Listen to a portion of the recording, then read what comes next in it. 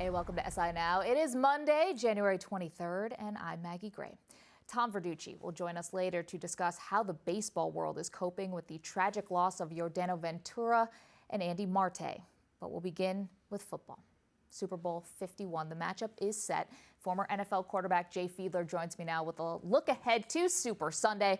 Let's just start with the Patriots, shall we? And Tom Brady eviscerated Pittsburgh. Now, you played against Brady when he was obviously in his younger days. What signs did you see back then that he would become one of the all-time greats? Well, he's just such a composed quarterback, and he has the ability. The people call certain quarterbacks game managers, and sometimes that's a slight for certain quarterbacks. But he's the ultimate game manager that there is.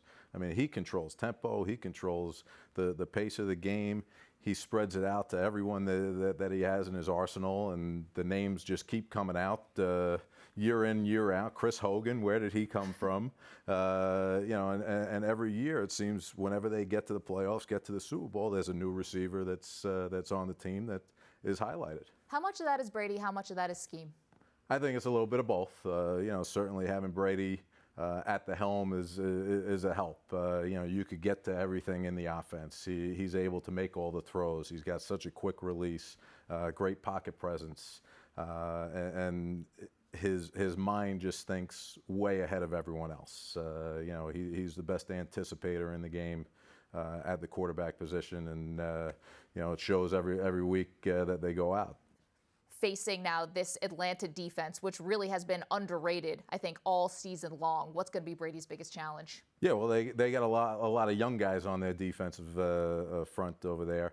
I think the biggest thing for Brady will be fine. I think it's more so the guys that have the ball in their hands. Atlanta's great at stripping the ball out. It's a focal point of a Dan Quinn defense. When he was in Seattle with Pete Carroll, they were one of the best takeaway teams. Now in Atlanta, and then you saw it yesterday against Green Bay, pulling the ball out a couple times. Who makes Ripkowski fumble? The Atlanta Falcons do. So they're a ball hawk team. They go after the ball really, really well.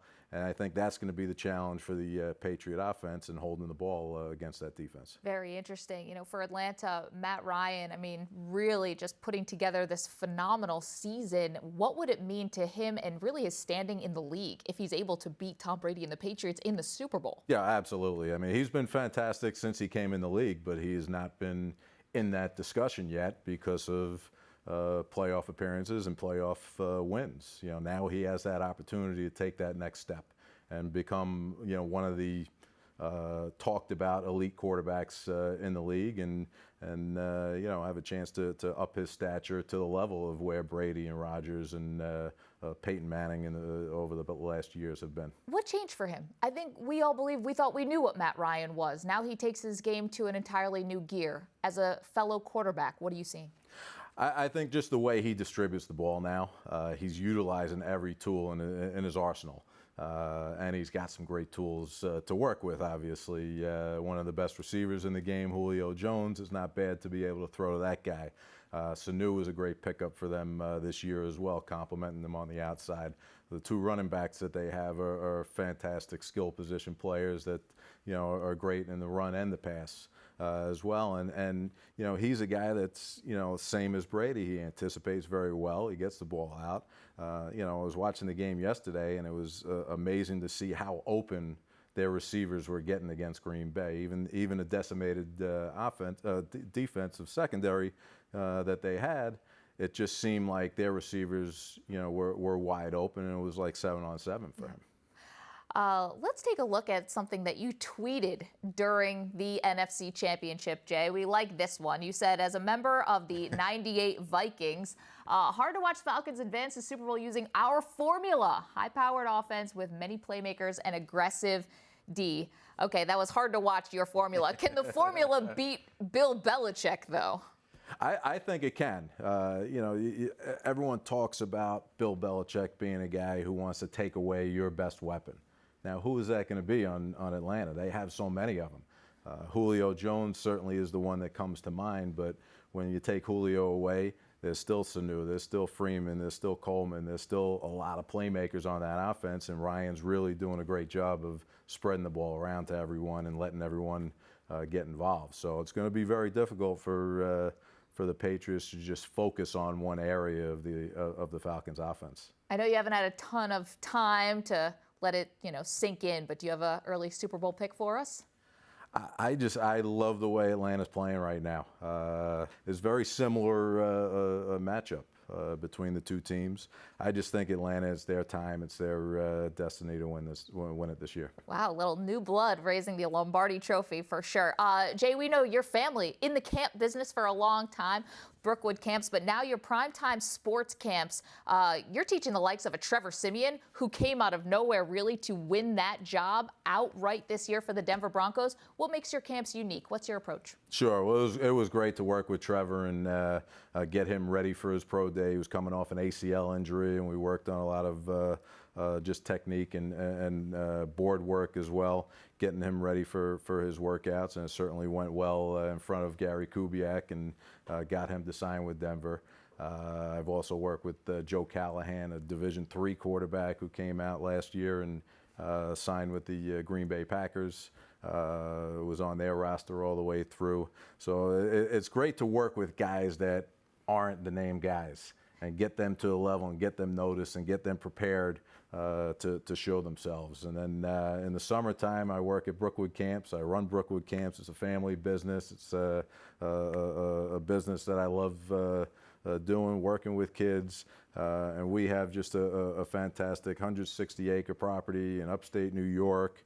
We bring in some of the top instructors in all different sports and activities, NFL players, Leo Mazzoni from baseball, the former Atlanta Braves pitching coach. We have a broadcasting program, which we got to bring you up to. I want to go to the broadcasting program. It sounds like I could learn a little bit. You're a summer camp alum as well. Many years. So we'd love to have you working war. with our kids. We've had Adam Schefter and Steve Levy and Kenny Albert and a number of other names come up and work our broadcasting program, and that's been fantastic. Jay Fiedler, great to get your perspective on everything. Thank you so much, and appreciate you stopping by. Thank you, Maggie. Great to be here. Thank you. All right, let's talk more Super Bowl, shall we? Earlier today, I spoke with the editor-in-chief of the MMQB, Peter King, about Super Bowl 51 and what he expects to see on the field.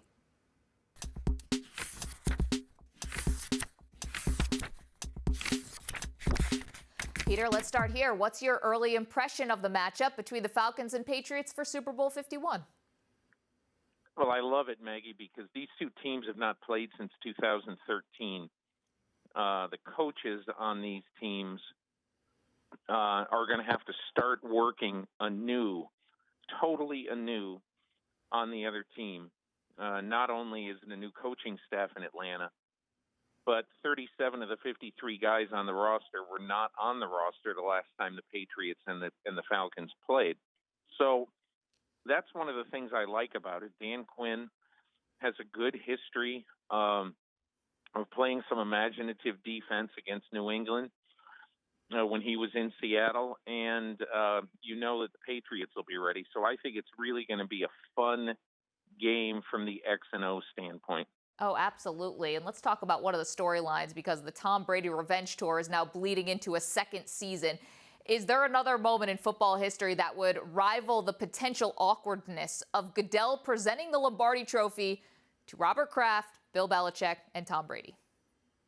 Well, it's certainly going to be awkward. I mean, if you're a person of a certain age, the way I am, Pete Rozelle presenting the Lombardi Trophy to Al Davis when those two were absolutely at war. Believe me, much bigger.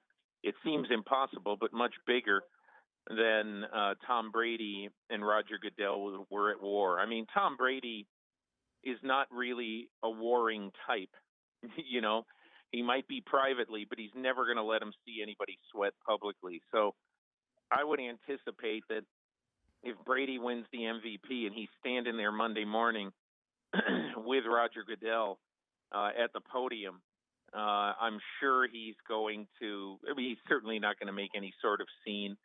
And I doubt that Robert Kraft will either. I mean, Robert Kraft is in the NFL offices a lot. He's got an apartment in New York.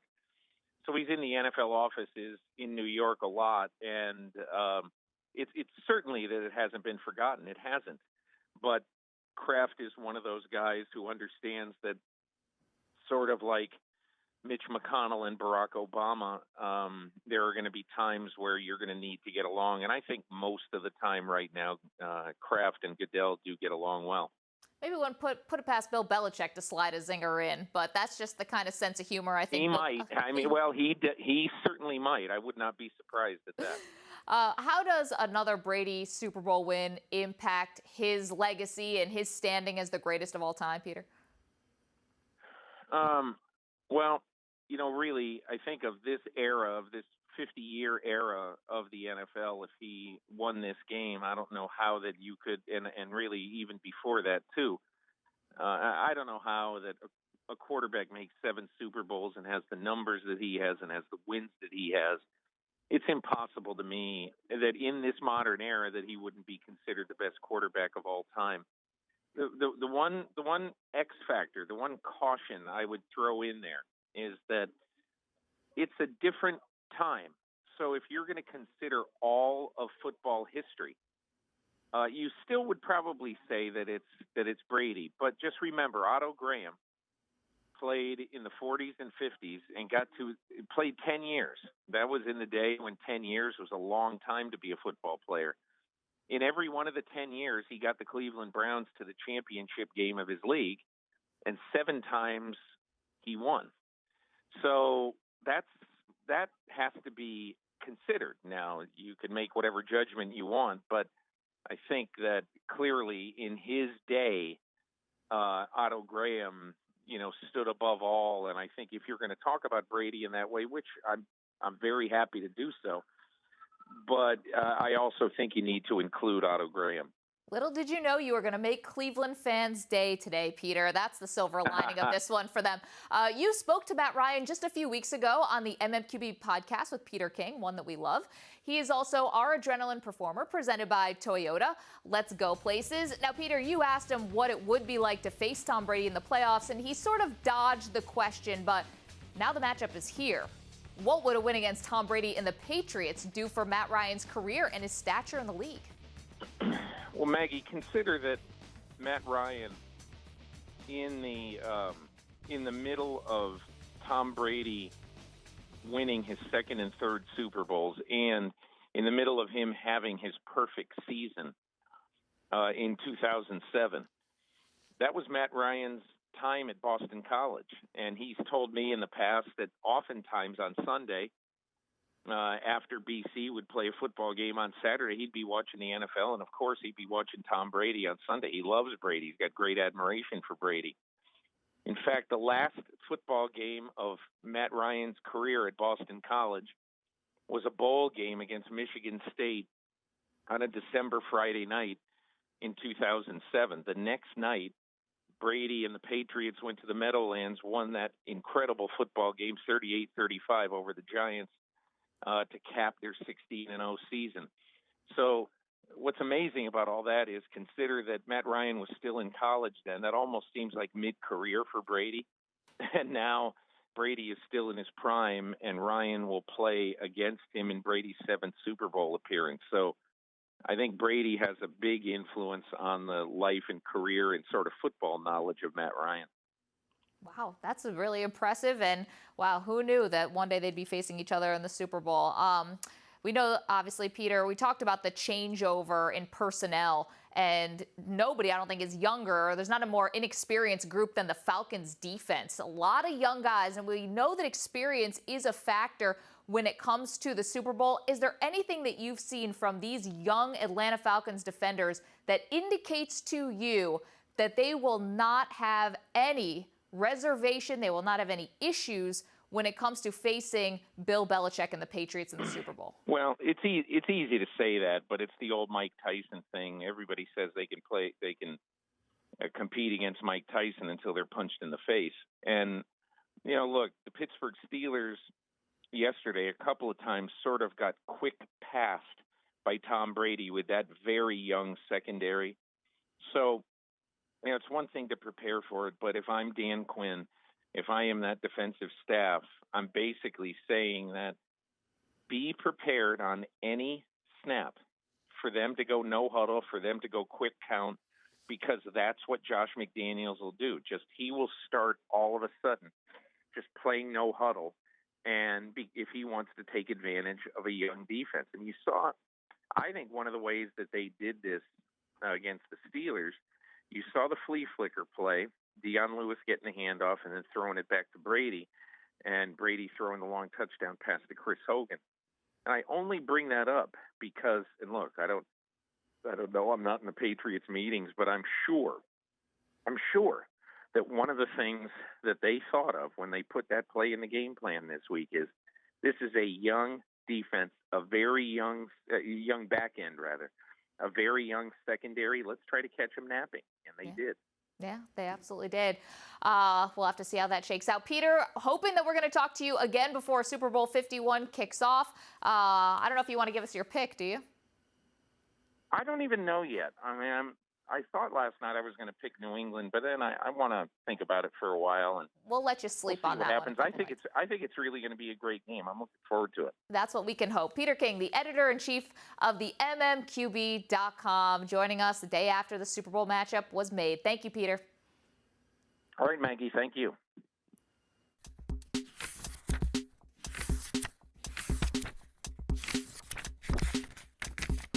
Tragedy struck the baseball world over the weekend. Two beloved baseball players were killed tragically in separate automobile accidents in the Dominican Republic. Earlier, Ryan Acelta spoke with Tom Verducci about the loss of Yordano Ventura and Andy Marte.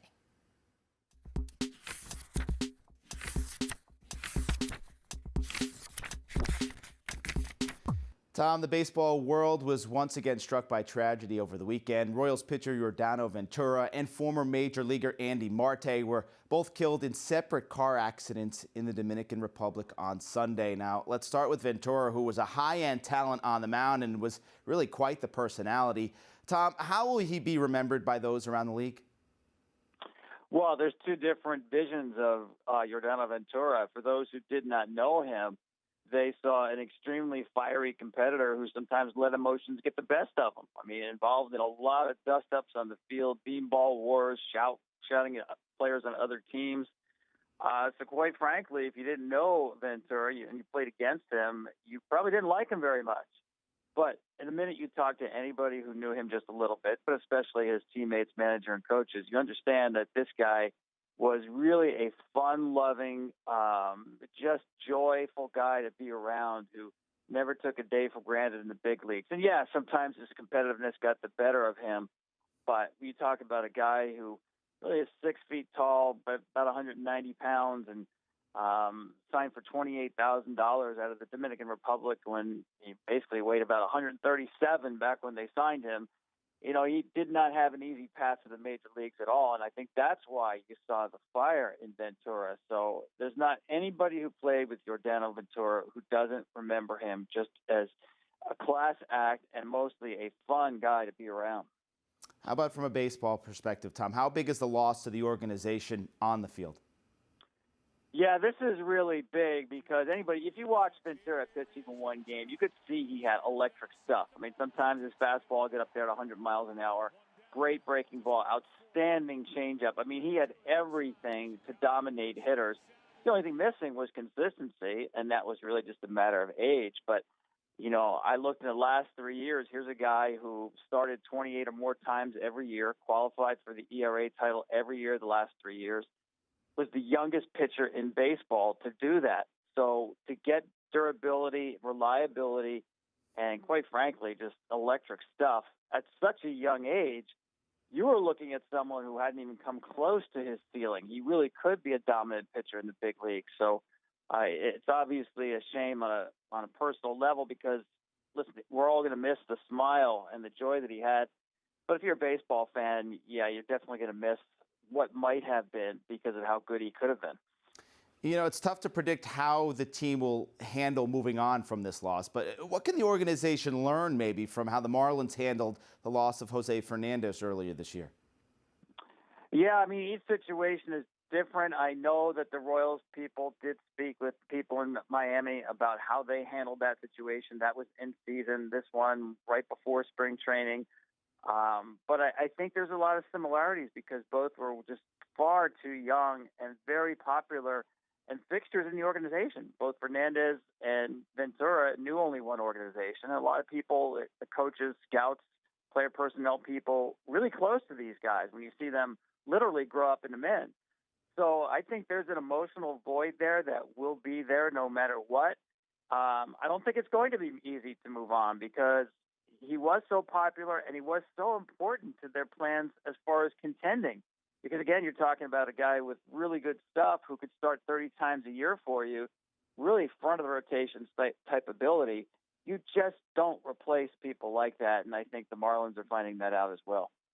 And not to be lost in all of this, also on Sunday, in a freak series of circumstances, Andy Marte, who last played for the Diamondbacks in 2014, lost his life in a separate automobile accident in the Dominican Republic. The Dominican baseball family is extremely tight-knit. How far and wide do the ripples of this loss extend? Yeah, you're right about that. It is a very tight-knit community. Anybody who makes it really beats the odds when you talk about getting, not just signing a professional contract, but getting to the major leagues. So every one of those players, whether they were a pitcher in the World Series like a Yordano Ventura or somebody like Marte, who a lot of people thought didn't reach his potential, those people are all regarded as heroes in their homeland, and rightly so. So emotionally, it's devastating. And, in terms of larger pictures, I think it speaks to some of the fears a lot of professional organizations have about just getting around the Dominican Republic.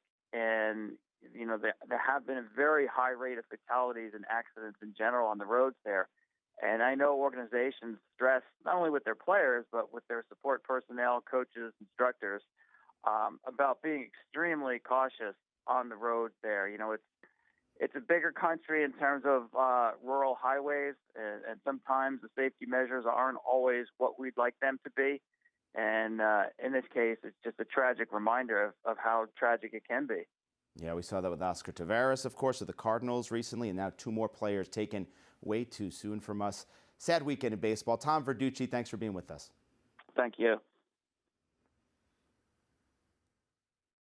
Gosh, what a tragic story that is. Our thoughts are with everyone in the baseball family, and particularly those two gentlemen, their families. Just senseless. Oh, well, that's going to do it for this Monday edition of SI Now. We'll be back tomorrow at 1 p.m. Eastern with 8-time NHL All-Star and Stanley Cup champion Luc Robitaille. Until then, stick with SI.com for all the latest news, and don't forget to follow us on Twitter at SI Now Live. We'll see you tomorrow.